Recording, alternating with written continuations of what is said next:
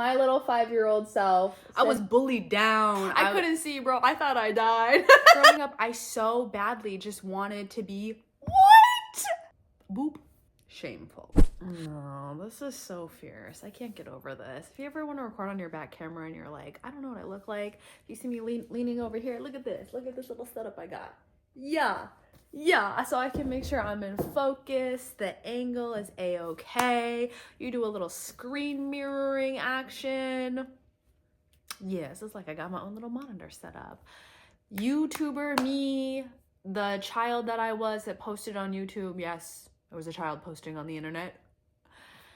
I didn't even know screen mirroring was a capability back then. I surely did not have a MacBook back then.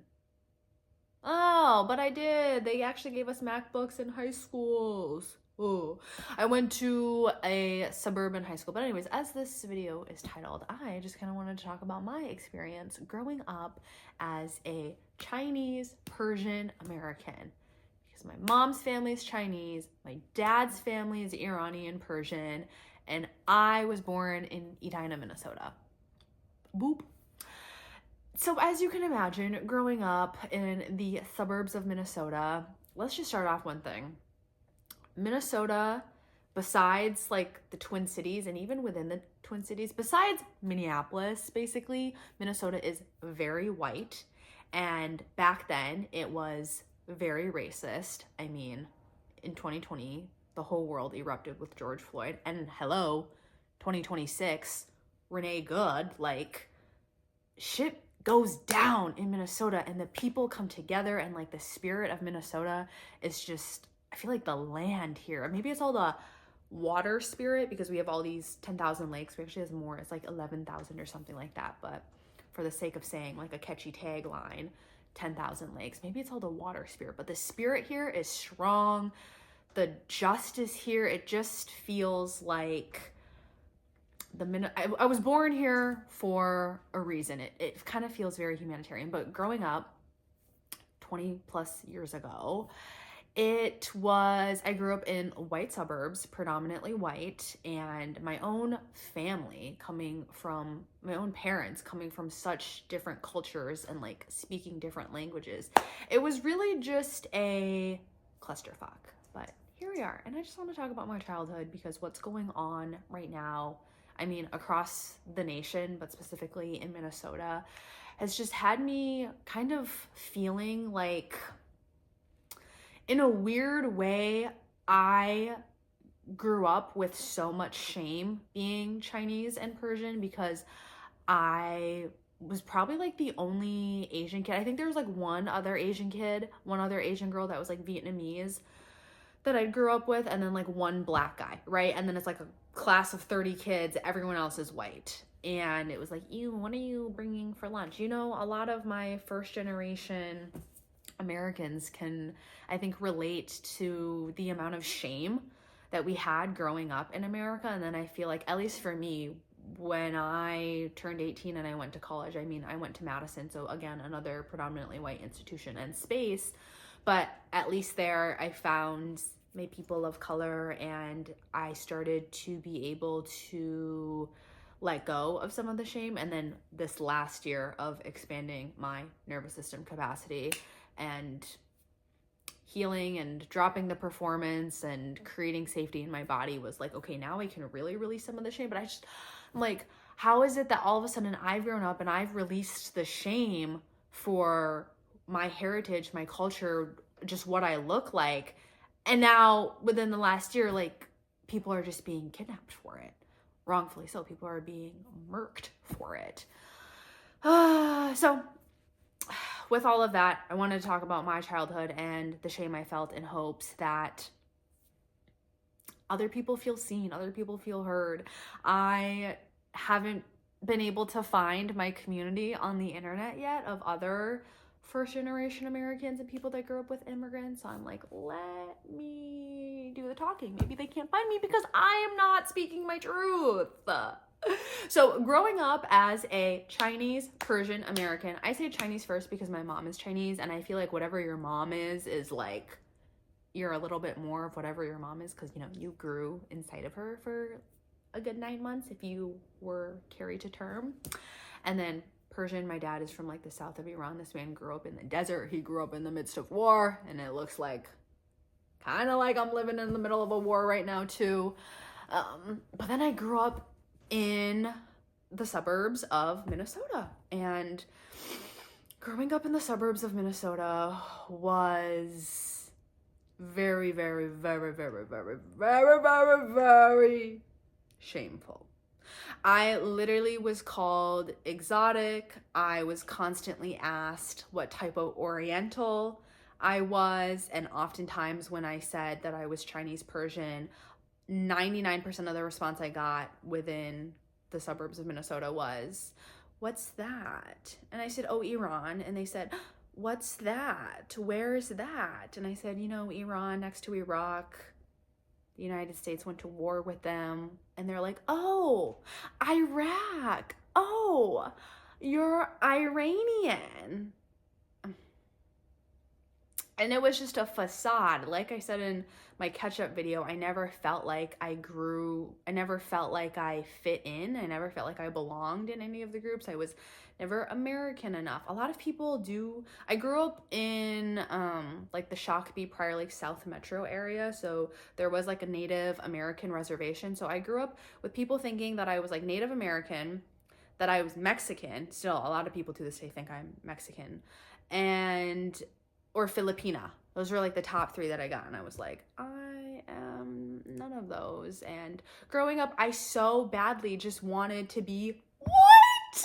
Yes. And I know you can relate. When you are a child, it's like innate human nature to want to belong. And so when you are spending 8 hours Monday through Friday in a space where a majority of the kids are white, where all of the teachers are white. I didn't have a black teacher until 6th grade. And I think I had one black male teacher in 6th grade, and I had one black male teacher in high school.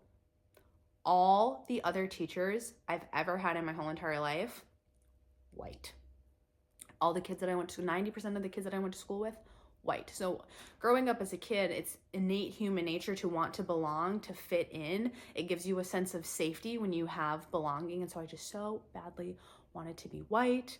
I wouldn't really talk too much. I was even, get this is actually kind of chic and kind of funny. So my government name is Katie Hajiji. At least my mom gave me like Katie. It's the freaking whitest name ever. So sometimes a lot of people thought I was Asian too. Which is funny because my dad has 2 other kids. He's Persian, but he had 2 other kids with white ladies, and those kids look white as fuck. So I don't know if it's my dad's genes that are just recessive, or if you combine Persian with other, I don't know, maybe the Persian genes are recessive. But anyways, growing up, it was very, very confusing for me identity-wise. Like I said, I didn't fit in any of the groups. And also just growing up in the house, my parents were together up until I was 10, and then they got divorced, which was just shocking and dramatic. And of course, I didn't think it was my fault, but I definitely there's such grief with a family being broken apart, and at 10 years old, and being an only child too. I don't have any siblings that are like fully blood related. Like I have this half brother and this half sister, but they were not very involved in my life because it turned out they have mental illness the way that my dad has mental illness, which that will be a whole other video within its own. This one is focused up on me growing up with so much shame because I just was seeking a sense of belonging, and I really wanted safety. Both of my parents also are not emotionally equipped or regulated to be having kids for proper child development. So I feel like I just really grew up, and I feel like a lot of people can relate to feeling like I couldn't be sad, I couldn't be angry, because my parents came to this country with no money, and they worked so hard, and they were discriminated against, and all this jazz that your immigrant parents tell you. So then you just feel like a burden. You feel like, well, oh, I didn't even ask to be born into this, and now I'm here with such shame and such a big identity crisis. And I think something that has helped me now that I'm older is dropping that belief and dropping that mindset that I didn't ask to be born. That's so, to me now, so disempowering to say like I didn't have a choice to be here and that my choices were taken away. When you don't have choices, what do you feel? Helpless. And so I have now embodied the thought, and this kind of came from the spiritual season that I went through. If you saw that last video, yes, she went through a very spiritual season, but I learned in that spiritual season that like my soul chose to come here. It chose to live this life so that I could be me to the fullest extent. And the shame that I grew up having and the identity crisis that I went through having was all like darkness and depth that could bring me to this like full capacity that I'm at now. Am I even all the way full? I don't know. I feel pretty whole and complete.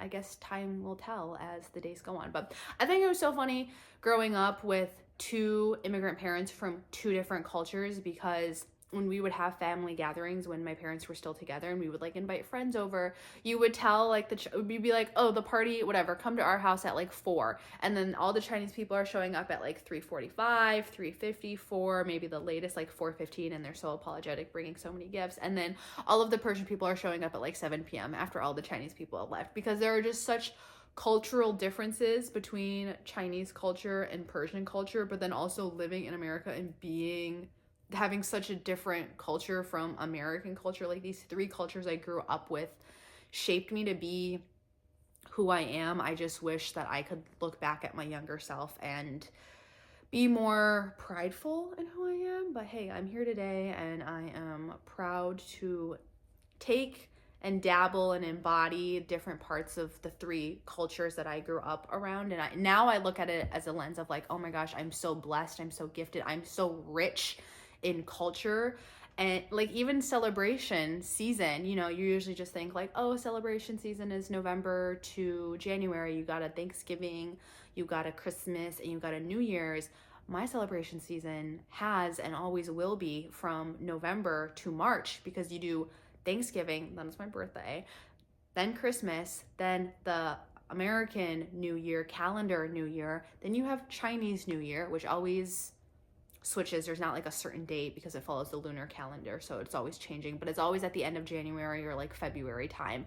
And then the Persian New Year is the spring equinox in March. So I've always just had like 3 New Years lined up in a row. And growing up as a kid, it was really confusing. And, you know, all the kids in my neighborhood, if they weren't white, they were Indian. So it was like I couldn't connect on that level. And honestly, what sparked my idea for this video today, what I wanted to chat about, is that I had a dream last night with my childhood neighbor that grew up next door to me. But then like in the dream, she was Asian. And there was a part of me that was like, oh my gosh, I finally feel seen. I finally feel like I can connect and belong. And I feel like that dream interpretation for me is finding home within myself and finding belonging within myself. Because to be honest with you, even right now, I don't really have friends. I don't necessarily have a fulfilling career where I can talk to people like, girl, you and me, I'm trying to make this a career. I think I was low-key born to be a YouTuber. And like I said in that first video of my catch-up, like I wish I just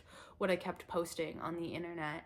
But at the same time, recognizing that there were so many things that I had to learn and go through to be at the capacity that I'm at today. So yeah, growing up was a mind fuck. And I think I had to go through that identity crisis to come here on the other side at 26 years old and now be like, I am fully proud of myself. I love all the traditions and the cultures. And even though I'm not in contact with my Persian side of the family, still celebrating Nowruz on my own, still learning Persian poetry, and just trying to be proud of who I am. So that was my experience. That wasn't really my experience growing up. I told you a little tit, a little tat, a little bit here and there. But I feel like also growing up, not only do I feel like there's this Chinese culture, there's this Persian culture, there's this American culture to all pull from, but then there's also this like spiritual side that there's like a spiritual culture that I am pulling from. And the spiritual side, growing up, I was so confused why anybody listened to their parents. Because I feel like my soul was so fresh and I'm so in tune with the spiritual side of things that I was like, wait, why wouldn't you listen to yourself? Like, why are you listening to your parents? It was so strange to me. And also, I had a lot of independence as a child. So I grew up in the mall because my dad had like different stores in the suburban malls, and I would be the little immigrant daughter, even though I was born here. But I would be the little 5-year-old behind the cash register at my dad's stores, and I would just love checking people out and giving them change. At 5 years old, I knew how to switch batteries. I knew how to cook for myself and use a stovetop. Even though I couldn't even reach the stovetop, I would pull up a chair. I would take a dining room chair to the stovetop, and I would get up there and I would do my cooking, do my big one. And then in my dad's stores, I knew how to give change. Like if someone gave me $10 and their thing was $4.99. Like I knew how to give change with all the American currency. And I remember going to kindergarten and 5 years old and just being like, we were learning about, or I think this was pre-K when they were learning about like a nickel is 5 cents, a penny is 1 cent. 4 quarters makes $1. And I remember like the teacher had given us a little worksheet, like if you have $1 and you get a nickel, how much do you have? And I filled that sheet out so quick, and the kid next to me said like, how much is a nickel again? Or something like that. And I was like, you're so dumb. Like, how did you not know all of this? And I remember I got in trouble because the teacher was like, first of all, you can't be calling other kids dumb. Oh, I should show you. I recently got a hold of this little like wait, should I go get it? I'll go get it. I'll show you me as a little kid in a second. But me and this little pre-K class, like I have just never fit in my whole entire life. And what I wish I could say to my younger self that I recently was told by someone is, you may never fit in, but that doesn't mean you don't belong. And I think all human beings belong. All human beings belong. All human beings belong. And that is just something that I wish I would have heard younger. Like, you're not going to fit in. Get used to not fitting in. But that doesn't mean you don't belong, because you do belong. Everyone has a right to belonging. And so at 5 years old, when I was cooking, my other little friends in the neighborhood, they were like, I remember I went to my friend's house, my white friend's house, and she was like, oh yeah, like let's make mac and cheese. We're like 5, 6, 7 maybe. And her mom was like, okay, I'll supervise you and you can do it in the microwave. And I said, microwave? I make mac and cheese on the stovetop by myself at home. Crazy though, because one time I was 9 years old, and when you're cooking, you just learn things as you go. And I didn't know at 9 years old that oil doesn't boil, like water. I had learned that water boils before you're ready to cook with it, and I thought oil was the same thing. And so I was waiting. There's probably like a good 15-20 minutes that my oil is just sitting there not boiling. And then I put a frozen patty into the oil that had been sitting there that I was waiting for it to boil. And boy, oh boy, if you don't know, don't ever put something frozen in oil, and don't ever let your oil sit out for that long. The way that it flashed back on me, the whole house went up in smokes. My neighbor literally came over. You might be wondering, why is this child unsupervised 5 years old pulling up a chair to the stovetop? Because my immigrant parents were working. They were busy. And I was just Miss Hyper Independent from the get-go. But when the oil splashed back and the house was like beeping with the fire alarm, the whole house was smoke. My neighbor literally came running over because my neighbor with a fire extinguisher, he was like, I just see smoke coming out of your house. I couldn't see, bro. I thought I died. Deadass. I was like, man, I tried to wait for this. I was so mad at the oil too, because I was like, I waited so long for it to boil. It never boiled. And now, so smoke in my eye, maybe hot oil in my eye. I couldn't see. Bro, my whole entire face had burns on it. The way I got teased and bullied. If you think I am an ounce funny, I am funny because, well, one, I never belonged. I was always surrounded by white kids. I was the only kid that ever looked like me. And two, I had severe burns all over my face. Dude, people people were already looking at me because I feel in suburban Minnesota, I look very unique. There's no one really around that looks like me. And topple, no one already looks like me. I'm looking exotic. I'm looking oriental, which, by the way, don't call someone oriental. And you describe oriental as oriental food or oriental groceries. You don't describe another human being as oriental, okay? Clock it. And I already looked oriental. I already looked exotic, but now my face is like covered in burns. Dude, it looked like I had all these like very dark scars. It was bad burns all over my face because the oil had splashed back on me. Me with my little chair standing up next to the stovetop. Well, at 9 years old, did I need a chair? I don't think I had a chair at that time because I just remember I fell back. Did the chair fall back with me? I don't remember if the chair fell back with me or not, but I was bullied down. I was looked at like a freaking zoo animal, and I felt that for most of my life, that I have felt just like everyone was staring at me everywhere I go. And now I got older and I realized, babe, it's aura. Babe, people, if you go out and you're like, why is everyone always staring at me? Because pretty is universal, honey. That's why they're staring. So get used to it. Envision a golden bubble around you to protect you. No evil can prosper against you. But really, I'm more at this place where I feel like the world comes from within me, and the way I see the world is a reflection of like my inner world. It's some real spiritual stuff. Maybe I'll make another video about that another time. But okay, that was just a little bit of how I grew up. I feel like I'm hoping in posting this I'll find other people that are like, oh yeah, girl, like I can't believe I wanted to be white as a little kid too. But now you know, it just was all rooted in a sense of your innate human being desire to feel connected and belonging to those around you. I'm gonna go get this funny picture though of this like pre-K time when we were learning about money, and I told the little boy or the little girl next to me, you're dumb because you don't know how to give change, when really I was just so advanced. When I think about a 5-year-old child right now working at a store, knowing how to like switch batteries. I remember my dad would hire like older white ladies, and they're probably like 30s or 40s, and I would be like teaching them how to work the cash register. Like my mind, I was just so mature for my age because I had to step up and survive. And thinking about everything that I've went through as a child is just like, damn, I'm so proud that I've grown into the woman that I was always meant to be. Okay, let me go show you these pictures though. We need some pictures to put to what I'm saying. The hair is going a little bit crazy because it's negative 20 degrees out there.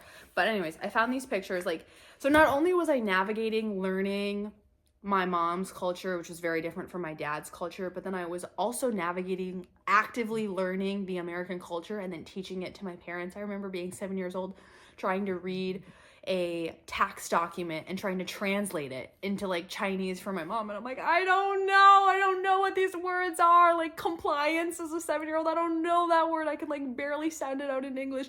How the heck am I supposed to say this in Chinese too? So I feel like a lot of first generation Americans, and this was before we had any type of Google Translate. Okay, this was the early 2000s. It's probably different now, but I'm hoping I find my first gen Americans that also grew up in the 2000s. Maybe you grew up in a suburb too with predominantly white people around you, and you can relate to some of the things that I'm saying. But like, I kind of want to cover, well, me being like, I should cover these other people's faces because they're kids. These people are the same age as me. We're all 26 right now. But even then, look at this. Like, everyone else has like a little sleeping bag, but then mine, wait, I can't even point to this. Mine is like this inflatable Hello Kitty bed, and I'm like looking down at the kid next to me. And I just think that's so funny because even like a sleeping bag, like we didn't know what a sleeping bag was, but hey, all my parents, all those hours they put in working paid off because I got me a little blow up, sleeping bag. But as a kid, you just want to fit in so badly. And also the messaging I got growing up, for my mom, it was like in Chinese culture, and I think a lot in Asian cultures, is like women are to be like quiet and they're to be polite and to agree with everyone and put everyone in front of yourself is what is socially acceptable in that culture. So for my mom, I was told that, hello, my true self, I'm a little bold, I'm a little raunchy, I'm a little, not a little, I'm a lot expressive. I've got a big personality. And so from my mom growing up, I always heard that when I'm my true self and I express my personality, no one will ever love me. So I need to tone it down. I need to bring it down a notch. And then from my dad, I'd always heard like, you know, like if you don't have a boyfriend, like it was all about like, you need to find a good boyfriend. And if you don't find a good boyfriend, you're worthless. And hello, never found a good boyfriend, have yet to find a good boyfriend. But that was the messaging that I grew up with as a little kid. And I just felt like such a burden. I feel like my parents were just working so hard to make ends meet. I mean, I think we were pretty middle class. You know, we grew up in the suburbs, 3-story house. I had toys. I had an American Girl doll. So maybe we were upper middle class. Probably not upper middle class, because I feel like if you were upper middle class, you'd probably have like a babysitter, or you would have like some type of child care post work or post school for your kid if you were working. So maybe just middle class, who knows. But my parents were always just trying to make ends meet, and I feel like they were always kind of like scared and complaining about money. And I can totally understand now that I'm older. Hello, if I had to go to another country right now where I didn't speak the language, I didn't understand the culture, and then I had to work to just make ends meet because I didn't have much money because my home country's currency didn't equate to the other country that I was in, which, hello, let's talk about this US dollar. Actually, let's not talk about the US dollar right now. I would be terrified out of my mind too, and because I'm such a sensitive, I'm so sensitive, like, yes, I have these like psychic gifts and abilities, but also just like when I'm in a room, if you don't say anything, I can like feel what you're feeling. And if I take deep breaths and really ground myself, I can almost tap into like what you're thinking. So growing up, I was absorbing my parents' emotions of the fearfulness it was to just try and make ends meet in a new country. But honey, we made it. I just need to show you this one. I wanted to show you this one specific. There's like this whole little pamphlet of the little was this kindergarten class of 2006. I gotta show you this one picture that really just describes everything that I was saying about me not belonging and me trying to learn the American culture as a little kid. Okay, ready for this? Ready for this? Look at this. That is me. It's St. Patrick's Day. Everyone is wearing green. My Chinese mom and my Persian dad do not know, they probably still to this day, do not know what the fuck St. Patrick's Day is.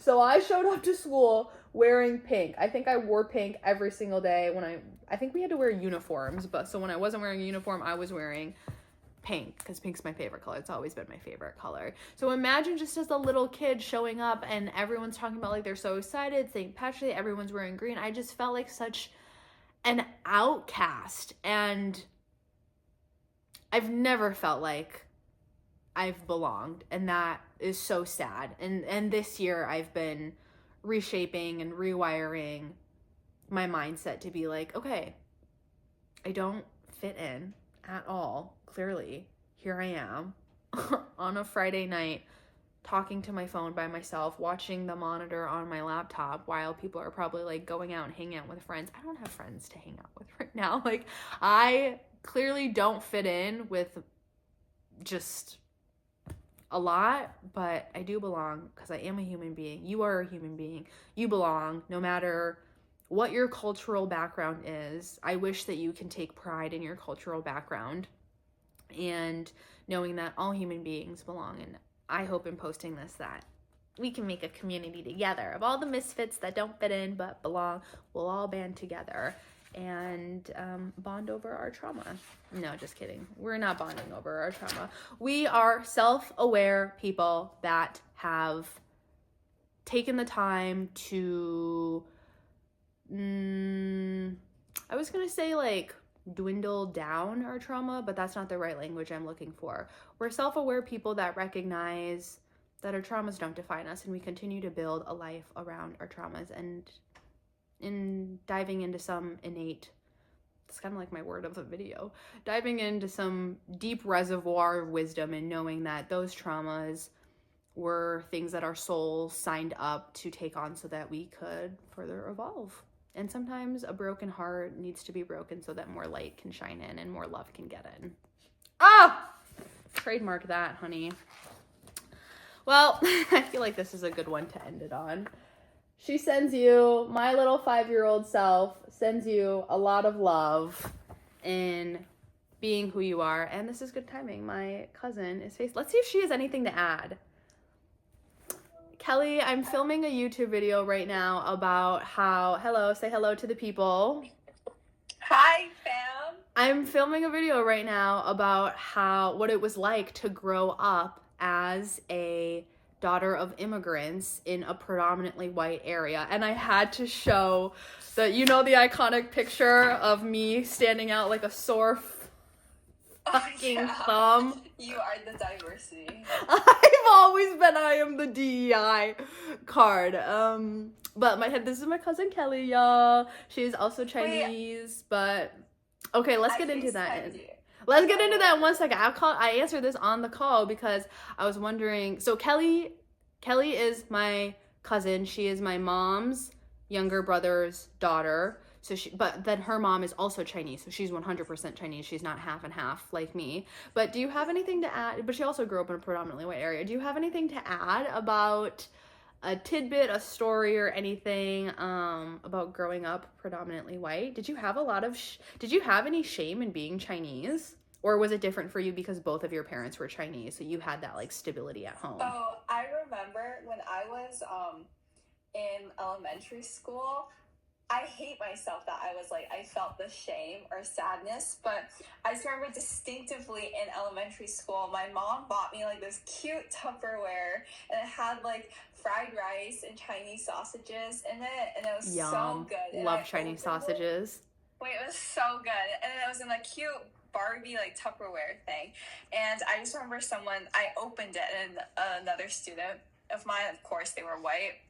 Not white, they were just uneducated, because now everyone wants to be Chinese. Everyone is Chinese. The colonization is here. I know, it's kind of sad. Like consensual colonization. But. Okay, is it consensual though? Like, I feel like Dubai chocolate and like kanafa, there's a shortage of kanafa now, and like lots of like people are against that, and like, okay. I said consensual, not sustainable. Get back into your story. Okay, so basically I opened it and they were like, what is that smell? It's so stinky. And I was like so embarrassed and sad because I have no shame in my mom. My mom's like my best friend, and I like tell everyone like, oh my gosh, my mom's the coolest. She's so cool.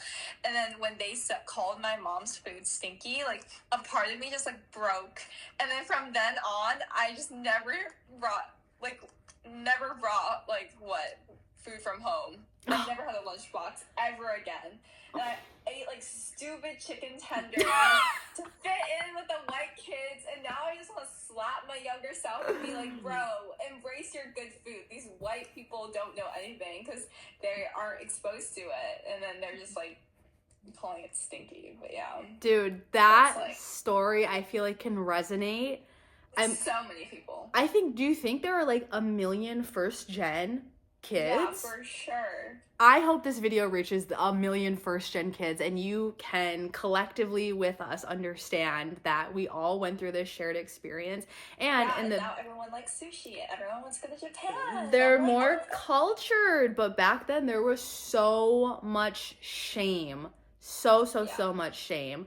And I talk about this in the video where it's just like, as kids, it's naturally humanistic to want to belong and to fit in. And when you don't belong, your body literally is like, I'm unsafe. Because think about it, back then, before we had cars, before we had transportation, if you didn't belong, you were exiled from the community, which literally meant death, which literally means you didn't have access to the resources to keep you alive, to survive.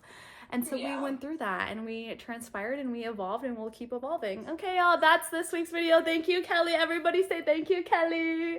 My Thanks, Kelly. cute little 20 viewers. Yes. Thank you to the cousin. And know that you are loved, you belong, you may never fit in. I don't know if I'll ever fit in my life, but we all belong That's as okay. human beings, and let's continue spreading love and light and positivity. And I'll see you all in the next one. Bye. Do you want to say bye? Bye.